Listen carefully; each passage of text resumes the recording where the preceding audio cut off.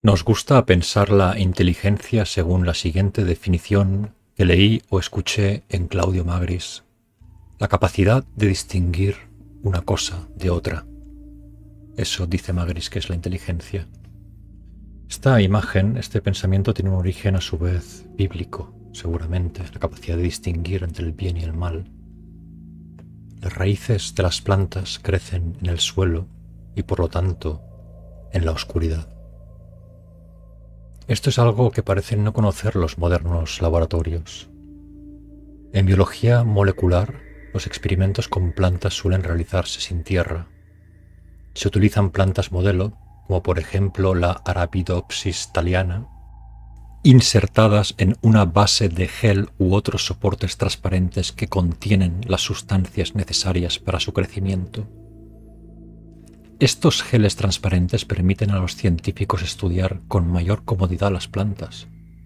Durante estos experimentos, las raíces están siempre expuestas a la luz, es decir, a unas condiciones innaturales que en consecuencia les causan estrés. En estos geles las raíces tienden a crecer más rápido. Este crecimiento suele atribuirse al bienestar de la planta. Se dice, si crece más, será porque se encuentra a gusto. Y no es así. La raíz crece antes porque trata de escapar. Y a eso lo llaman bienestar. Me fijé en el efecto contrario en una de mis plantas, un jazmín chino. Al colocarlo junto a una pared que proyecta cierta sombra hace 2 meses, empezó a crecer en dirección a la luz, ascendiendo por el muro de hormigón. 3 ramas han conseguido ascender y posarse de tal manera que el sol les da más horas.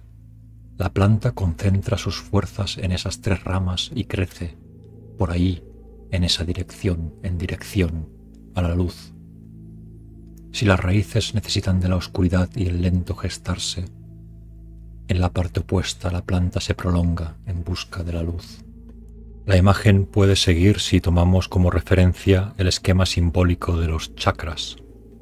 Lo primero que uno hace al intentar encontrar cierto equilibrio es empezar trabajando con Muladhara. Nunca el chakra de la corona será capaz de alcanzar ninguna alta esfera relacionada precisamente con la luz, sin que en la oscura raíz se haya realizado este trabajo que en inglés llaman grounding, tomar tierra, echar raíz en la tierra, literalmente. En el libro de Rudolf Steiner, Cómo acceder al conocimiento de los mundos superiores, se plantea un ejercicio de meditación y contemplación. Un ejercicio sencillo, uno de los primeros que describe el autor. El ejercicio se titula Contemplación de las plantas. Consiste en ubicarse cada día durante 10 minutos ante una planta.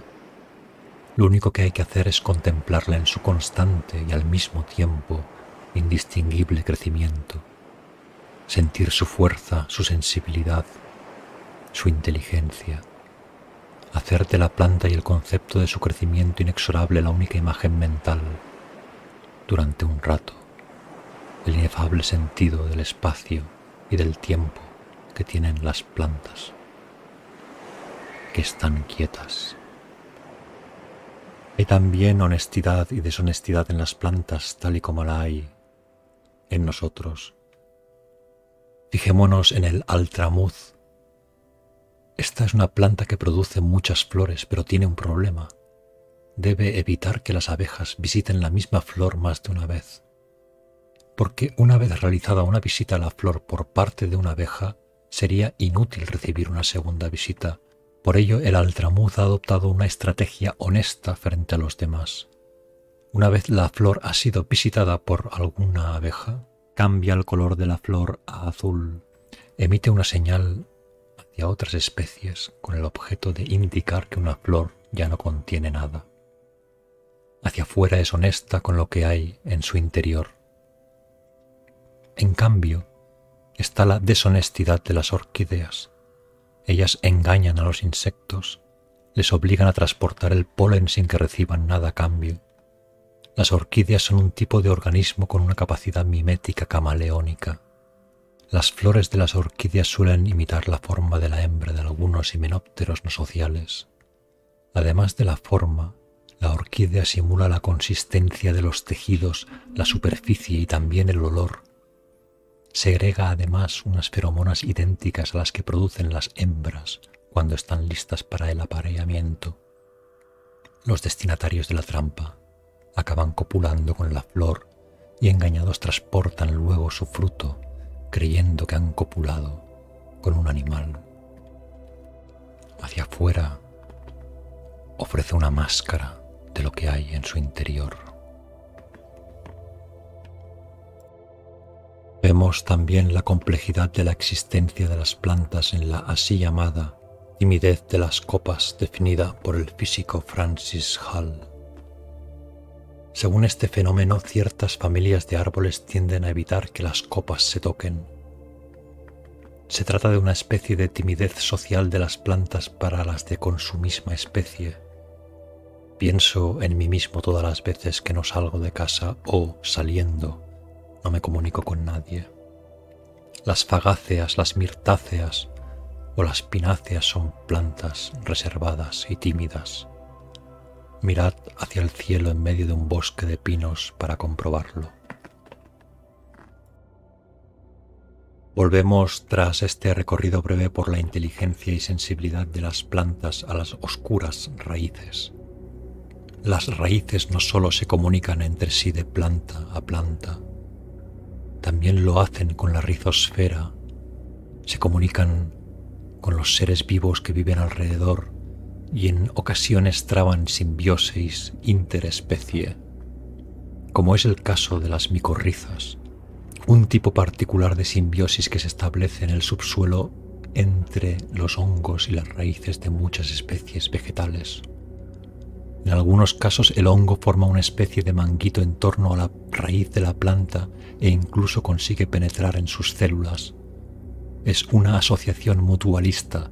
El hongo aporta elementos minerales como el fósforo y recibe a cambio azúcares producidos por la planta mediante fotosíntesis.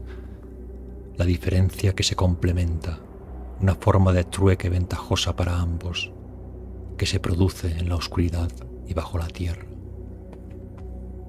Es para mí interesante el hecho de que una de las terapias con mayor potencial contra la depresión surge de la profunda tierra, no del mundo vegetal, sino del mundo de los hongos que acabamos de mencionar. A diferencia de las plantas, los hongos no hacen la fotosíntesis.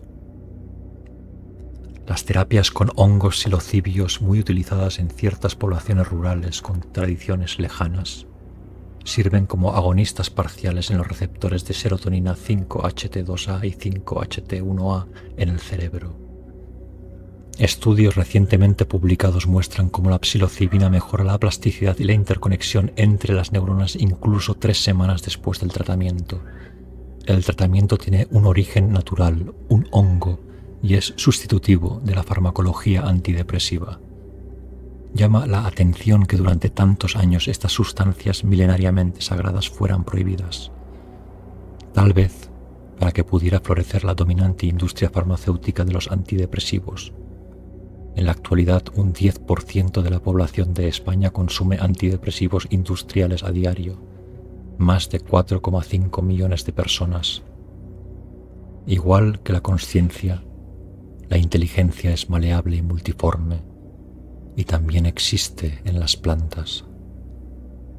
Ser capaces de ampliar ciertas concepciones del mundo a través de pequeños matices nos ayudará a comprenderlo mejor y sobre todo a ubicarnos en una posición menos central en él, una posición de primacía, la que nos otorgamos ahora mismo, que nada justifica que nos hayamos autoadjudicado más que la destrucción y la historia natural de la misma destrucción